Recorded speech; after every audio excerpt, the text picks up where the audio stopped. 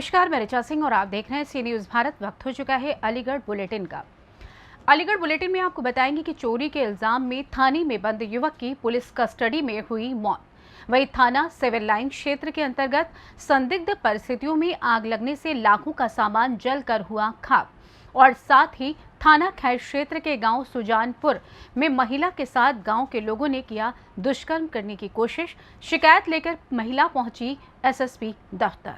और भी तमाम खबरों पर आइए करते हैं विस्तार से चर्चा। अलीगढ़ जिले के थाना गोंडा पुलिस की कस्टडी में चोरी के आरोप में थाने में बंद युवक की मौत का मामला सामने आया है।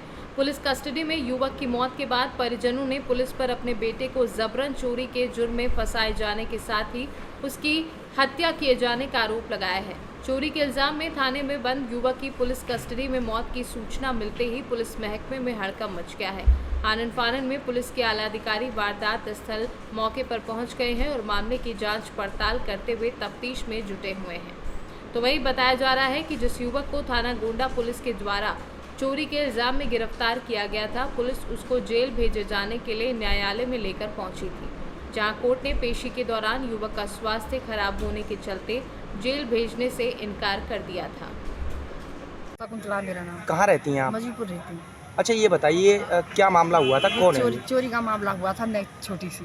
अच्छा। चोरी के पीछे मेरे बालक ने रिपोर्ट कर दी नाम खिलाफ, और उस मुलजिम में फंसे हुए मेरे बालक। और अच्छा। दरोगा आता था, गौड़ाते रोज बदतमीजी करता, साली बच्चों को ला पकड़ के ला कहाँ फोन दे, फोन कर फलाना काम कर। आपसे बदतमीजी करते थे? हाँ, साली के तो लू पटी के साथ बात की गाली देते मुझे। अब क्या हुआ है, कौन किसको हिरासत में लिया था पुलिस ने? अब हिलाज में पुलिस ने लिया, मेरा हाजिर करे मैंने। अच्छा। अब क्या हुआ है? अब मेरा बेटा खत्म हो गया, एक बेटा मेरे जेल में। पुलिस कस्टडी में थे ये? हाँ। कब की घटना है, कब खत्म हुआ है? कल की घटना है। सुबह आपको कैसे सूचना लगी कि नामे का बेटा खत्म हो गया? आप वो मेरी यहाँ से खबर गई। कहाँ से? आपको क्या बताया गया कि बेटा कहाँ है? तुम्हारा बेटा मेडिकल में खत्म हो गया 2 बजे। तो आपको क्या बताया पुलिस ने, किस तरीके से उसकी तबीयत खराब हुई है, क्या हुआ था? मुझे बताई पुलिस। ठीक। कौन सा थाना लगता है आपका? आपका गौड़ा। अच्छा, कहाँ रहते हैं आप? लाहौर। अच्छा, ये बताइए कौन है जिसको पुलिस ने हिरासत में लिया था? किस मामले में लिया था, क्या हुआ है? के चोरी है गई सब कोई छोटी सी। अच्छा। और चोरी में भी छोरा को नाम ले दो। पहले नाम तो गाँव को धर्मवीर को, और धर्मवीर रजत और वे पैसा दे के साथ के 2 नाम में देवती ने नाम करवा दो। एक देवता खत्म है, ये कुछ 16 साल को है। अच्छा। किस तरीके से जो है खत्म हो गया आपको देखते? मतलब कितने बच्चों के नाम लिखवाए आपके चोरी के अंदर? चोरी 2 बच्चे। 3 के। अब क्या हुआ है ये बताइए? 2 बच्चे का नाम है बस। 2 न के। अब क्या हुआ है? अब छोरा खत्म है। कहाँ था लड़का? नहीं किया है। नहीं, पुलिस कस्टडी में था? हाँ। कब आपको कैसे सूचना मिली थी? पुलिस को फोन लगा। पुलिस की सूचना गई है। अच्छा, चोरी किस चीज़ से हुई थी? चोरी धर्म के भाई बोवी के छोरा थे। क्या चीज़ चोरी हुई थी? टायर है और पानी का पाइप, वो पैसे पानी के पाइप की चोरी। हाँ। ठीक है, ठीक। तो पुलिस किसी तरह दबाव बना रही थी आपको? हाँ। क्या आगे दवा गाई देती। गाई देते था, छोड़िए गाई देते जाके। क्या सब लोग साथ में ही उल्टी सीधी छोड़ी से बोलते पुलिस। और ये क्या घटना हुई है पूरी? मेरा नाम सदमेर सिंह है, गांव मरीपुर से, पूर्व प्रधानपुर। अच्छा, ये बताइए क्या घटना हुई है ये और कौन है? ऐसी है साहब कि गांव में पड़ोसियों को चोरी का मुकदमा लिखा गया था, जिसमें हमारे यहाँ के SI सत्यवीर सिंह, उन्होंने निरंतर दबाव बनाया इन पे। इनकी माँ पे ये लड़का ख़त्म हुआ है, उसके आधार पर कल उसको हाजिर किया है वहाँ पर। उसकी माँ से गाली गलौज भी की है, जिससे उन्होंने माँ ने बताया, मुझे गाँव वालों ने बताया। गाली गलौज किसके द्वारा की गई थी? हमारे ऐसा ही है हल्का इनसे सत्यवीर सिंह। अच्छा, अब क्या हुआ है? तो बताया गया है, मुझे तो नहीं पता, लेकिन बताया उसकी माँ ने आईडी पर। तो अब जैसे ही सूचना मिली हम यहाँ पे आए मेडिकल पे। तो लड़के की हत्या, वो जो कुछ क्या हुआ है क्या नहीं, तो अब पता चलेगा कैसे मरा है। पुलिस अभिरक्षा में मृत्यु हुई है इसकी? हाँ, पुलिस अभिरक्षा में। अब क्या लगता है आप लोगों को? अब पता चले साहब, क्या पता है। कल वहाँ पे हाजिर कर दिया था, अब पता फोन गया था कि उसकी मृत्यु हो गई है, तो यहाँ आए। आप सभी गाँव वासी आए मेरे साथ। क्या लड़का मंदबुद्धि था? नहीं, मंदबुद्धि तो नहीं था, अच्छा वाला था, शारीरिक तौर पर स्वस्थ था। हाँ, स्वस्थ था। मुकदमा कब लिखा गया था ये? मुकदमा 1-1.5 महीने पहले लिखा हुआ था।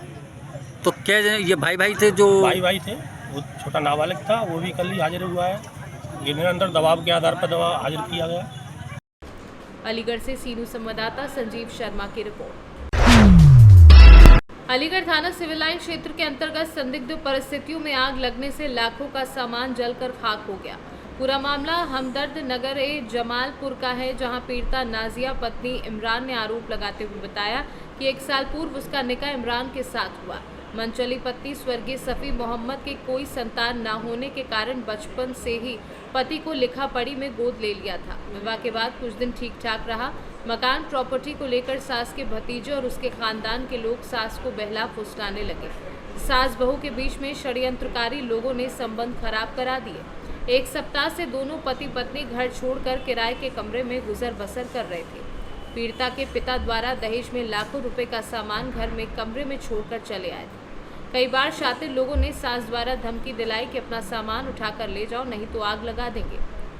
रात शातिरों ने घटना को अमली जामा पहनाते हुए कमरे में आग लगा दी, जिससे घरेलू कीमती सामान लाखों रुपए का जलकर खाक हो गया। ये सब घटना कारित प्रॉपर्टी हड़पने के लिए की गई है। पति पत्नी को बेघर किया जा रहा है। पड़ोसी द्वारा इसकी सूचना पीड़िता को मिली। पीड़िता ने सूचना इलाका पुलिस को दी तो मौके पर पुलिस पहुंच गई।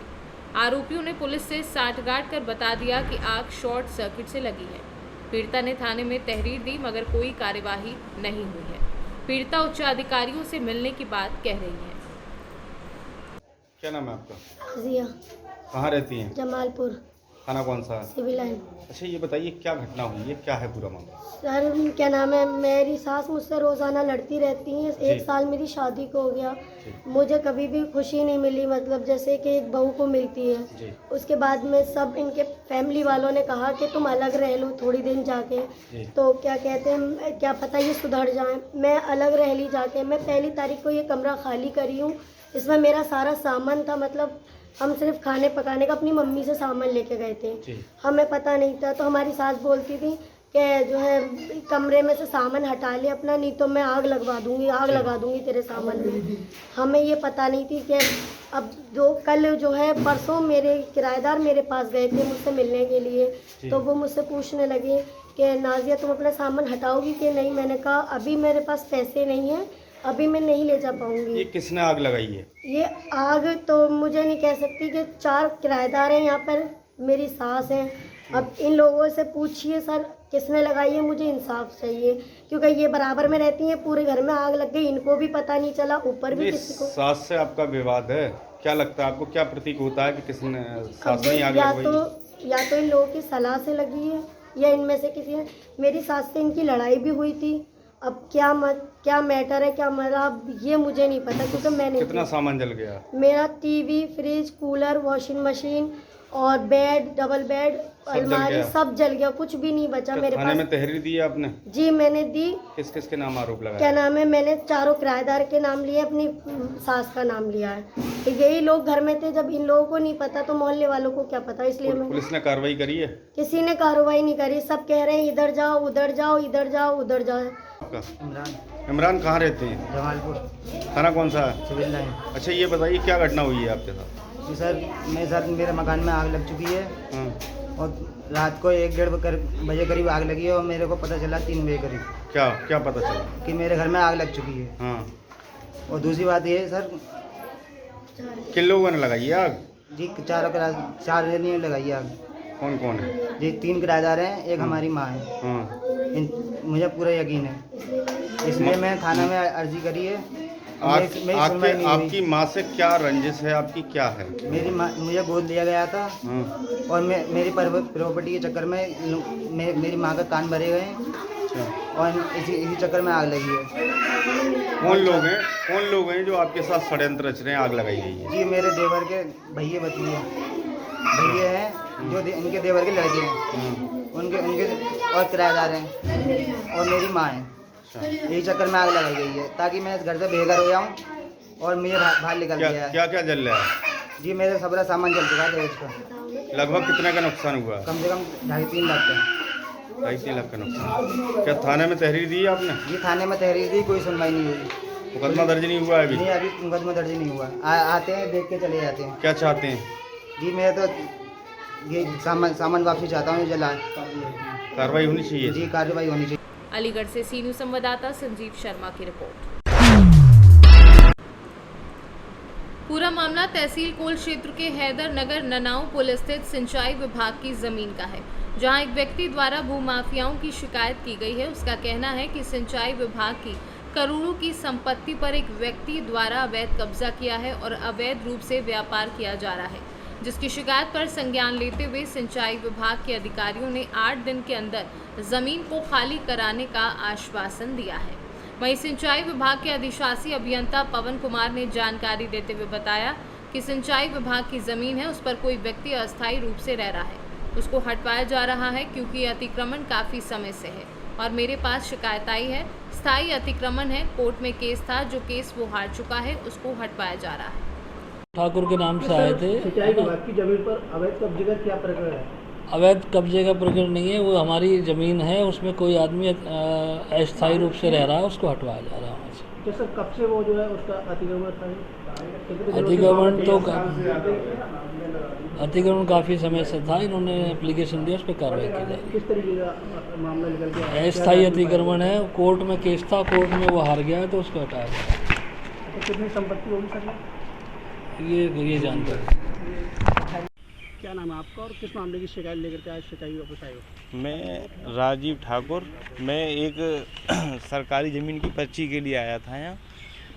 इन्होंने मेरे से मना कर दिया कि मैं आपकी रसीद नहीं काट सकता, जबकि वहाँ 20 साल पहले से ही एक नव निर्माण कराया गया था सरकारी ज़मीन पे ही। वहाँ आज तक दुकान चल रही है गिट्टी बजर फुट की, और मैं आया तो मेरे लिए मना कर दिया इन्होंने कि आपकी पर्ची नहीं कटेगी। तो मैंने पे शिकायत पत्र दिया है इन्हें। शिकायत पत्र में मैंने वहाँ क्या है कि पूरी जानकारी ये है कि शाम के टाइम पे बहुत बड़ी भीड़ रहती है, वहाँ शराबी लोग इकट्ठे होते हैं, असामाजिक तत्व खड़े होते हैं वहाँ राहुल ब्लॉक प्रमुख के लोग इकट्ठे होते हैं। और आज क्या शिकायत दी आपने फिर? आज मैंने वो खाली कराने की शिकायत दी थी। क्या आश्वासन दिया है इन्होंने? इन्होंने आश्वासन मुझे 8 दिन का दिया है, 8 दिन के अंदर कार्रवाई होगी। किस तरीके का मामला था? क्या अतिक्रमण कर रखा था उन्होंने? अतिक्रमण करोड़ों की ज़मीन थी और वो हथियार रखी है उन लोगों ने। कौन लोग हैं जिन्होंने अतिक्रमण कर रखा है? ठाकुर राहुल प्रमुख जी के लोग हैं, वो करीबी रिश्तेदार हैं उनके। क्या उस पर व्यापार करने के लिए कुछ बना रखा है या व्यापार करने के लिए उन्होंने दुकानें बना रखी हैं वो। और जमीन किस विभाग की है वो? सिंचाई विभाग की ज़मीन है वो। तो अब किस तरीके की कार्रवाई की बात की कर रहे हैं? कार्रवाई वो थोड़वाने, मैं तो ये कह रहा मेरी रसीद काट दो। इन्होंने मना किया है तो मैं, तुम कार्रवाई क्या करोगे वो अपना देखो, मुझे तो एक रसीद कटवानी थी, इन्होंने मुझसे मना कर दिया। तो फिर मैंने उनको शिकायत पत्र दिया था, या तो फिर मेरी या तो उनकी दी है तो फिर मुझे भी दिया जाए पट्टे पे जगह, तो मेरे लिए मना कर दिया उन्होंने। तो मैंने इनसे बोला कि आप शिकायत पत्र दो, तो मैंने शिकायत। अलीगढ़ से सी न्यूज़ संवाददाता संजीव शर्मा की रिपोर्ट। पूरा मामला अलीगढ़ के थाना खैर क्षेत्र के गांव सुजानपुर का है, जहां देर शाम एक महिला अपने पशुओं को बांधने के लिए घेर में गई थी। वहीं पीछे से गांव के कुछ युवकों ने महिला को अकेला पाकर जबरदस्ती दुष्कर्म करने का प्रयास किया, जिसकी शिकायत स्थानीय पुलिस में की, लेकिन कोई कार्यवाही नहीं हुई। जिसके बाद आज पीड़ित महिला ने न्याय के लिए एसएसपी दफ्तर पर गुहार लगाई है। क्या हुआ है? किस मामले की शिकायत लेकर के यहाँ पर आई आप? जी मेरा 27 तारीख की घटना है ये। मैं अपनी भैंस बांधने के लिए घेर पे गई थी, ये थोड़ा सा दूर है। 9 बजे की बात है कि मेरे साथ में बदतमीजी की, पीछे से भूपेंद्र नाम है उसका, श्याम हुए एक 2 लड़के हैं कि इन्होंने मेरे साथ जोर जबरदस्ती करी है, मेरे कपड़े फाड़ दिए और मुझे जबरदस्ती गलत काम करने की कोशिश की है। और जब मेरी चीख पुकार सुनी तो ये मेरी बहन है, ये आई हैं और मुझे मारा पीटा गया है। थाने गए थे आप लोग? जी सर गए थे, वहाँ से कोई कार्रवाई नहीं हुई है। फिर हम 29 तारीख को यहाँ आए हैं, 29 तारीख वहाँ पे हमने प्रार्थना पत्र दिया है, लेकिन उस मामले में कोई कार्रवाई नहीं हुई है। अब हम आज फिर आए हैं। क्या चाहते हैं आप? अब हम ये चाहते हैं उनके खिलाफ कार्रवाई हो, उन्हें गिरफ्तार किया जाए। कितनी बार वो घटना कर चुके हैं आपके? 2 बार हो चुका है। 4 तारीख को फिर यही वारदात हुई है और ये मेरी बहन है, हम दोनों के साथ में हुआ है 4 तारीख को ही। अलीगढ़ से सी न्यूज़ संवाददाता संजीव शर्मा की रिपोर्ट। राजनीतिक पार्टियों के बाद अब अलीगढ़ में जमीयत उल हिंद के द्वारा भी मौलाना के साथ हुई बर्बरता के खिलाफ प्रदर्शन शुरू कर दिया है। जमीयत उल हिंद के पदाधिकारियों के द्वारा मौलाना के साथ हुई बर्बरता को लेकर डीएम के नाम एक ज्ञापन सौंपा है। जिसमें उनके द्वारा अलीगढ़ के थाना डेलीगेट क्षेत्र में मौलाना के साथ हुई मारपीट व हिंदूवादी नेताओं के द्वारा प्री प्लान तरीके से षड्यंत्र रचने की बात कही है, जिसको लेकर राजनीतिक पार्टियों के लोगों के द्वारा जमीयतुल हिंद का साथ देने की बात कही है। सपा व कांग्रेस का साथ जमीयतुल हिंद को मिल चुका है। इसमें लगातार आला अधिकारियों से आरोपी नेताओं के खिलाफ कार्यवाही की मांग बड़े स्तर पर शुरू हो चुकी है। अब देखना ये होगा कि अब आरोपियों के खिलाफ कोई कार्यवाही होगी या नहीं, ये देखना भी बाकी है। जहाँ पर हिंदू उनकी आबादी है, वहाँ पर बीच में एक मस्जिद है। वहाँ पर काफ़ी सालों से इमाम साहब नमाज़ पढ़ा रहे थे, इकबाल साहब। उनके साथ 7 अगस्त को ये घटना हुई कि कुछ शर पसंद लड़कों ने आकर के इमाम साहब से बदतमीज़ी की, बदअखलाक़ी की और उनको उंगलियां दिखा कर के बात की, जो किसी भी समुदाय के लिए ठीक नहीं है, उनके जज्बात को ठेस पहुंचा है। तो इसलिए इस आधार पर हम ये कहना चाहते हैं कि इस तरह से किसी भी धार्मिक इंसान के साथ, चाहे वो मुस्लिम हो, हिंदू हो, सिख हो, ईसाई, किसी के साथ भी हो, अगर उनके जज्बात से के साथ कोई खिलवाड़ कर रहा है तो वो जो है कॉन्स्टिट्यूशन के खिलाफ है। हम लोग यहाँ तमाम तंजीम के लोग जमा हुए हैं और तमाम जो है सियासी लीडरान भी जमा हुए हैं। जमीयत उलमा अलीगढ़ के बैनर तले ये कहना चाहते हैं कि जमीयत ये नॉन पॉलिटिकल जमात है, इसका सियासत से कोई ताल्लुक़ नहीं है। इसका सिर्फ एक मकसद होता है कि जो पीड़ित परिवार है, जो मजलूम है, उनके हक़ में लड़ करके उनको इंसाफ दिलाया जाए। ठीक जो वीडियो वायरल हुई है उसमें साफ तौर से ये आप भी देख सकते हैं, पूरी कौम देख सकती है और हमारे प्रशासन भी देख सकती है कि जिस तरह से वीडियो वायरल हुई है, सेकंड वीडियो, और उस वीडियो के आधार पर हम साफ लफ्ज़ों में कह देना चाहते हैं इमाम साहब की कहीं गलती नहीं है। ये एक सोची समझी साजिश है जो एक मुसलमान तंजीम को या मुसलमान में जो रहते हैं उनको परेशान करने की कोशिश की जा रही है। लेकिन उन लोगों को जो ऐसे माहौल को गर्म करके मेवात या नूह का माहौल बनाना चाहते हैं, हम उनको ऐसा माहौल बनाने बिल्कुल नहीं देंगे। ये अलीगढ़ है, प्रशासन भी हमारे साथ है, हम भी प्रशासन के साथ है, हिंदू मुस्लिम सिख से सब लोग मिल के रहते हैं। उनकी इस नापाक को हम कामयाब होने नहीं देंगे इंशाल्लाह।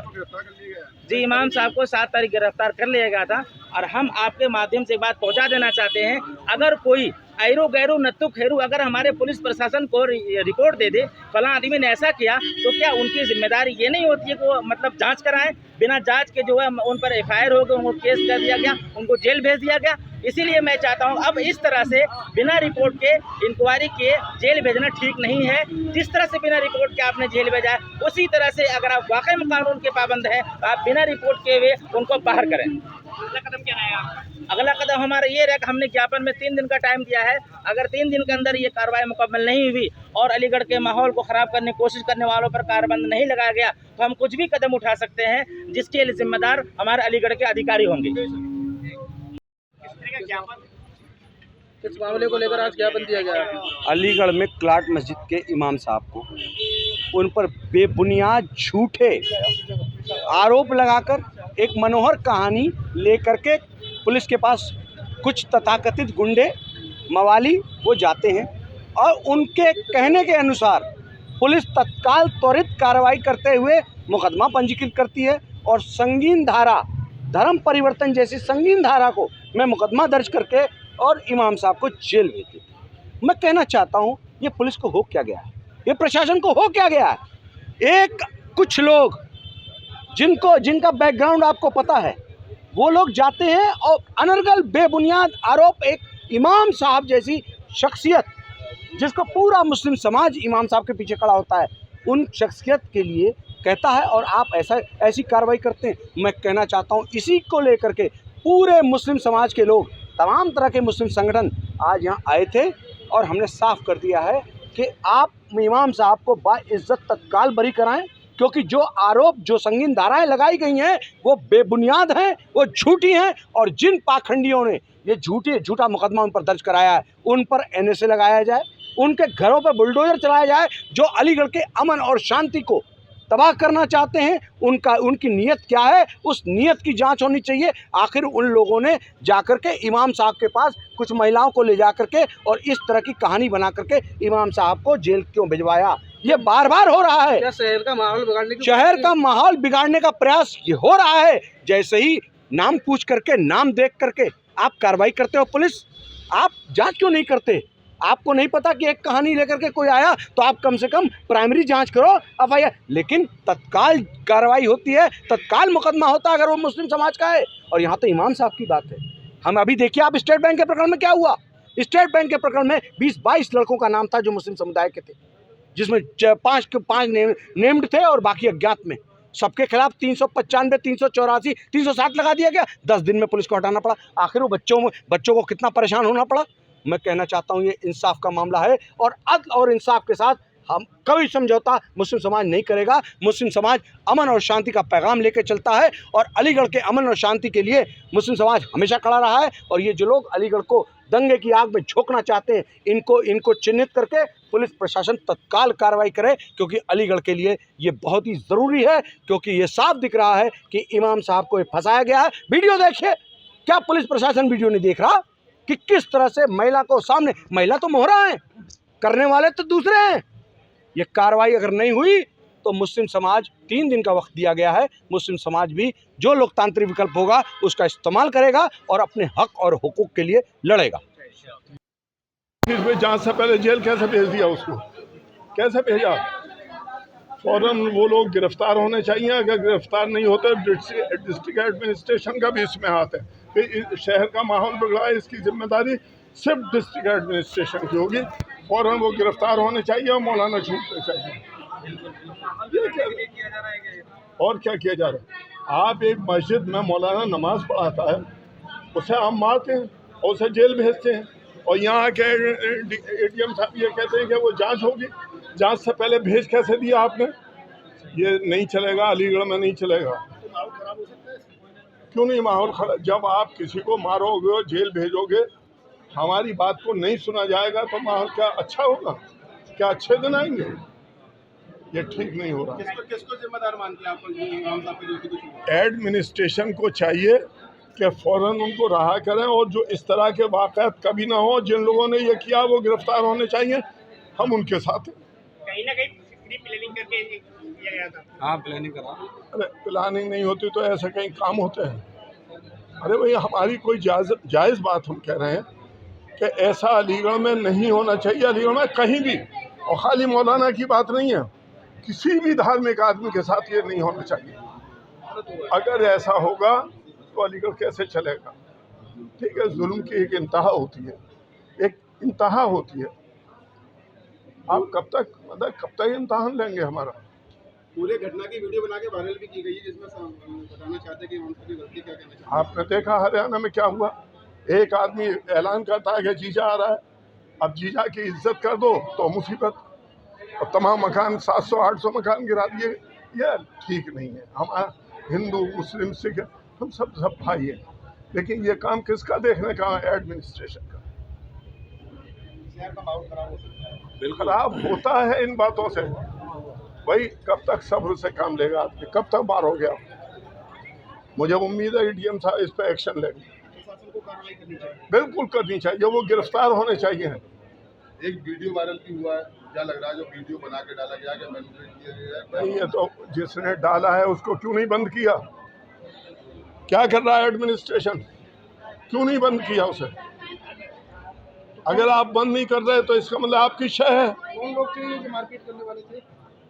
सब कह रहे हैं, सभी लोग कह रहे हैं बजरंग दल के फलाने, जो भी है, कोई भी हो, हमें इससे कोई लेना देना। क्या 2024 के इलेक्शन की तैयारी की जा रही है इंडिविजुअल फसादात कराकर? अब ये एक लंबी बहस है, इसी पर रखिए कि वो गिरफ्तार होने चाहिए। गिरफ्तार नहीं करते तो हमें आपकी नीयत पे शक होगा। एडीएम सिटी साहब से मुलाकात की? क्या कल परसों की बात है, एक मौलाना साहब हैं हमारे मुफ्ती, इमाम साहब हैं, उनको ज़बरदस्ती जेल भेज दिया गया। अभी जब उसकी सच्चाई सामने आई तो उसकी वीडियो हमें मिली। हमने वीडियो को एसएसपी साहब को भेजा, डीएम साहब को भेजा और सीओ फर्स्ट को भेजा। जब उन्होंने वीडियो देखी सच्चाई तो ये सामने आया कि बजरंग दल के और आरएसएस के जो गुंडे हैं वो अलीगढ़ का माहौल ख़राब करने की कोशिश कर रहे हैं। अलीगढ़ को हरियाणा जैसा, नू जैसा माहौल पैदा करने की कोशिश कर रहे हैं। ये बीजेपी की सोची समझी साजिश है और इसके अंदर एडमिनिस्ट्रेशन नाकारा रहा है। एडमिनिस्ट्रेशन नाकरा रहा, क्योंकि वो उन लोगों को नहीं रोक पाया और बल्कि उनके दबाव में आकर मौलाना को, जो उनका मौलाना इकबाल साहब को जेल भेज दिया गया। जब उनको ये सच्चाई दिखाई गई तो उन्होंने कल सुबह से लेके और शाम तक ये कहा कि मौलाना को छुड़ा लो। मैंने ये कहा कि मौलाना को हम नहीं छुड़ाएंगे, मौलाना को आप छोड़िए, मैंने जमानत नहीं कराएंगे हम, पहले इनकी FIR कराइए, बाद में मौलाना को हम छुड़वा लेंगे। आज ज्ञापन के माध्यम से क्या अब ज्ञापन के माध्यम से ये दिया गया है कि ये सब जो माहौल हो रहा है एक पक्ष के खिलाफ, हम लोग ये चाहते हैं कि हमारा शहर, हमारा मुल्क, हमारा उत्तर प्रदेश बिल्कुल शांत रहे, लेकिन भाजपा के कार्यकर्ता मुस्तकिल मुसलमानों को टारगेट किए जा रहे हैं और माहौल को बिगाड़ने की कोशिश की जा रही है। इसलिए हमने एडमिनिस्ट्रेशन को लिख के दिया है, इसको देखें, वरना कभी भी इस शहर के अंदर आग लग सकती है। विधायक जी, एक सवाल है, नाकारा प्रशासन कौन है, वो जिसको बताइए। जो ऐसे लोगों को संरक्षण देगा वो नाकारा है। आपके कौन दे रहा सर? जो भी दे रहा है एडमिशन, हम एक हमको पूरा एडमिशन, मैंने पूरा एडमिशन मैंने दे रहे हैं, सुन लीजिए, या ADM या जब उत्तर प्रदेश का मुखिया एक SSP को रोकने में नाकाम रहा, जब SSP ने बरेली के अंदर बलवा होने से रोक दिया, उसका ट्रांसफर कर दिया, तो संदेश क्या है ये? तो आग कैसे लग सकती है? वीडियो वायरल करके, उसका अपमान करके, ये धर्म के स्वयंभू ठेकेदारों ने, जिनको सत्ता का संरक्षण है, गुंडई का लाइसेंस मिला हुआ है, ये जब चाहते हैं शहर में जहां चाहते हैं गुंडई करने लगते हैं, क्योंकि इनके ऊपर अभी तक कोई कार्रवाई नहीं हुई है। तो सलमान साहब जैसा बताया अभी कि उनके खिलाफ FIR दर्ज हो गई है, अब उनकी गिरफ्तारी नहीं होती तो क्या करेंगे आप लोग? यदि उनकी गिरफ्तारी नहीं होती है तो समाज के जिम्मेदार लोगों से मिलकर एक आंदोलन की रूपरेखा तैयार की जाएगी, क्योंकि एक इमाम के साथ जो घटना हुई है ये बहुत ही निंदनीय है। इमाम, पुजारी, पुरोहित, इन सबको, चूँकि हम सभी लोग किसी न किसी धर्म से जुड़े हुए हैं और सभी को एक दूसरे के धर्म का सम्मान करना चाहिए। अगर इस तरह से शहर का माहौल खराब करने का प्रयास किया जाएगा तो सभ्य समाज के लोगों से भी अपील है कि वो साथ आएँ और समाज को सब होने से बचाएं। SSP से मुलाकात की? इस संबंध में आज DM साहब से मुलाकात करनी थी, DM साहब चूँकि नहीं थे तो ADM सिटी साहब को ज्ञापन दे दिया है, तो ऐसा आगे दे दिए हैं। पुलिस ने कार्रवाई की है ना?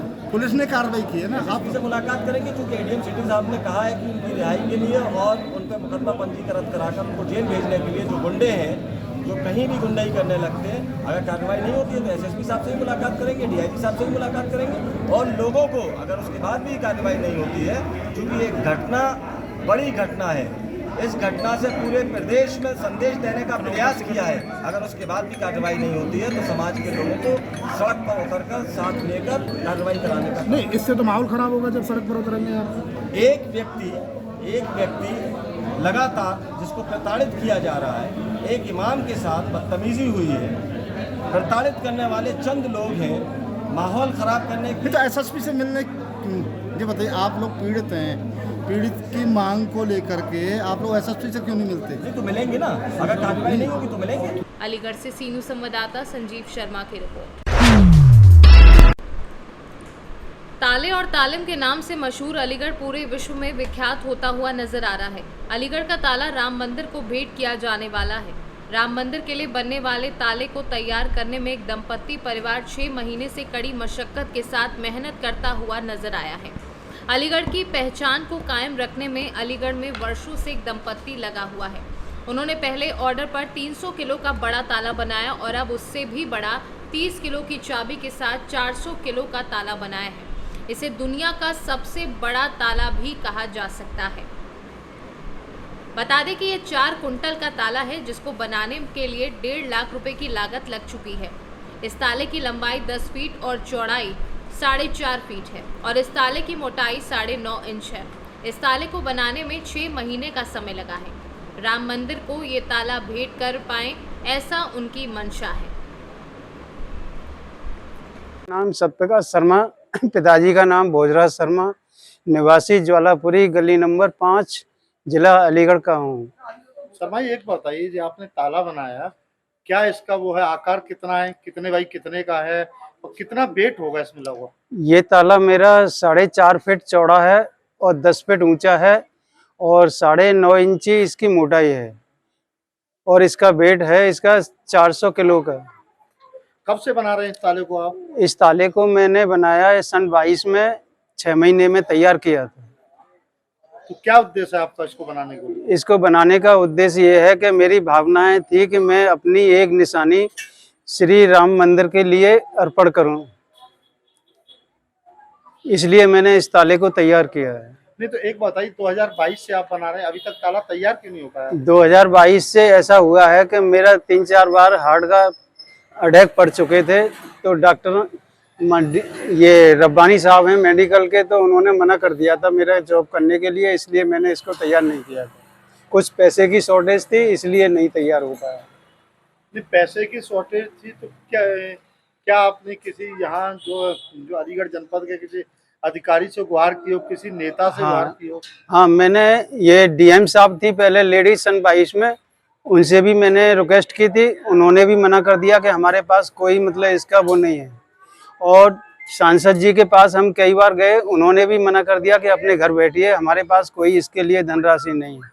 इसी ऐसे ही पारा सर और वो हैं संजीव राजा थे विधायक जी, उनके पास भी गए तो उन्होंने भी मना कर दिया कि हमारे पास कोई निधि नहीं है इसके लिए। नहीं तो एक चीज बताइए, क्या आपको नहीं लगा कि जो विधायक सांसद कहीं न कहीं भगवान राम के मंदिर के नाम पर चुनाव जीत के आ जाते हैं और आपके अंदर इतनी श्रद्धा है कि आप एक इतना बड़ा ताला बना रहे हैं राम मंदिर के लिए, यादगार ताला, तो क्या उन लोगों को आपकी मदद करनी चाहिए या नहीं करनी चाहिए? नहीं, उन्होंने साफ मना कर दिया हमसे, हमारे पास कोई इसके लिए निधि और धनराशि नहीं है। इसमें अभी 3 लाख रुपए का खर्चा आएगा। इसको मैं पूरा स्टील बॉडी और पीतल की अंदर का मटेरियल जो भी है, मूर्ति वगैरह जो भी लगानी है मुझे, वो सब लगाऊंगा मैं, इसलिए मतलब 3 लाख रुपए का खर्चा आ रहा है। 3 लाख रुपए आपको कोई सांसद विधायक कोई देने के लिए तैयार नहीं है? कोई तैयार नहीं है। अब क्या मैं मानते हैं आप जो है कि भगवान राम के नाम पर, भगवान के नाम, भाजपा की सरकार, भाजपा के मंत्री विधायक, मैंने सबके लिए बोल दिया है। मैंने प्रधानमंत्री को भी ऑनलाइन कॉपी भेजी थी, रजिस्ट्री भी की थी, और योगी जी के पास भी मैंने इसी प्रकार से रजिस्ट्री की है, पर कहीं से भी मुझे कुछ नहीं मिला।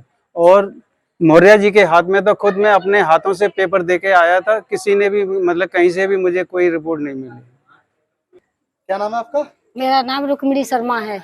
अच्छा, ये बताइए रुक्मिणी जी, आप ये ताला बनवा रही हैं अपने पति के साथ, आप लोग प्रयास कर रहे हैं, 2022 से लगातार कोशिश कर रहे हैं, प्रदर्शनी मैदान में भी आप ले गए, इसको प्रदर्शनी में भी आपने रखा, लोगों से मदद मांगी, लेकिन तब से अब तक ये आपका जो है कहीं सपना पूरा नहीं हो पा रहा है, पैसे का अभाव में, धन अभाव में, तो क्या कहेंगे इसको आप? मेरे पति हार्ट के पेशेंट थे, इसलिए मैंने इनको बाहरी काम न करने की बजाय भारी काम का सहयोग पूरा दिया है, और मैं इस राम मंदिर को जरूर पहुंचाऊंगी। प्रदर्शनी में लगाकर मैंने प्रदर्शनी वालों से कुछ नहीं मांगा, बस सांसद और जिनसे ही मांग करके ही मैं रह गई, उन्होंने मुझे कोई धनराशि नहीं दी। अब आपको क्या लग रहा है, सांसद विधायक नहीं दिया, पैसे का अभाव आप लोगों के पास है, अभी तक आप ताला तैयार नहीं कर पा रहे, जनवरी में रामलला के मंदिर का कहीं न कहीं जो है उसकी डेट भी आ रही है नजदीक, तो क्या आप इसको जब तक कर पाएंगे? पैसे का अभाव तो आज भी है आपके साथ। हाँ, अभाव तो है, फिर भी हम ज्यादा मेहनत करेंगे दोनों जने, और फिर हम कुछ नहीं कुछ कर आके इसे राम मंदिर में दिसंबर तक जरूर पहुंचाएंगे। नहीं तो क्या लगता है फिर जब आप व्यवस्था नहीं कर पाए तो क्या उम्मीद करते हैं? योगी से भी आपने मांग की, प्रधानमंत्री को पत्र भेजा, तो लेकिन कुछ नहीं हो पाया। किसी ने कोई सूचना नहीं दी। मैं अपना प्लॉट बेचकर 50 गज का इसमें धनराशि लगा करके इस ताले को जरूर भेजूंगी। मेरी लागत लगनी है, कितने रुपए लग रहे हैं? इसमें 3 लाख रुपए लगने हैं, क्योंकि इसकी स्टील चढ़ानी है, पीतल की, हमें अंदर का मटेरियल सपोर्ट कर देंगे राम मंदिर के लिए। हाँ, राम मंदिर के लिए हम इसके लिए सपोर्ट कर देंगे। इसी साल में? हाँ, इसी साल। कितना मतलब समय कितना लगेगा इसमें स्टील चढ़ाने में? अलीगढ़ से सीनू संवाददाता संजीव शर्मा की रिपोर्ट। फिलहाल अलीगढ़ बुलेटिन में बस इतना ही। देश दुनिया की तमाम खबरों की जानकारी के लिए आप देखते रहें सी न्यूज़ भारत। हर खबर आपके साथ, आपके हाथ।